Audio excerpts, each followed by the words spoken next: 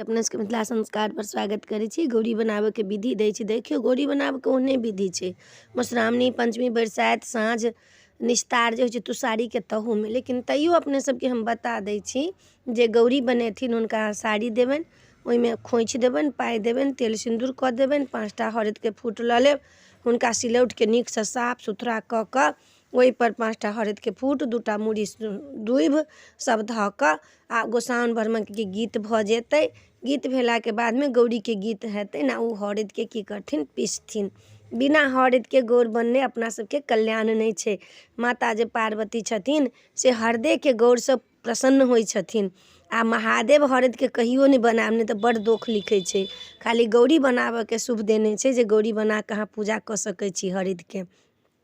पीस लेब, पीस कऽ नव सरबा, आब कहबी हम प्लास्टिक में धरब से नहीं, आब कहबी हम स्टील में धरब से नहीं, नव सरबा माटि के होइ छै। माटि के सरबा में आँचर से झाँपि कऽ गौरी बना देथिन आ पियर कपड़ा से झाँपि कऽ आ धऽ देथिन। गौरी अहाँ के बनि जात। गौरी बनला के बाद तखन अहाँ पाबनि के गीत गायब।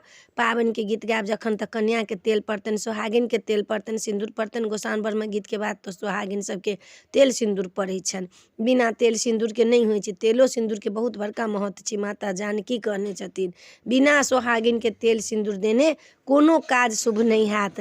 ताहि दुआरे गौर बनाबऽ के दऽ देलहुँ हँ। अपने सब गौर बनाउ। जे सब साँझ पूजै छी तिनका सबके हमरा तरफ से सबके शुभकामनाएं। मिथिला संस्कार के तरफ से सब गोटा के साँझ के, तुषारी के, मकर संक्रांति के सबके शुभकामनाएं। वीडियो में यह छला। जय मिथिला, जय माता दी।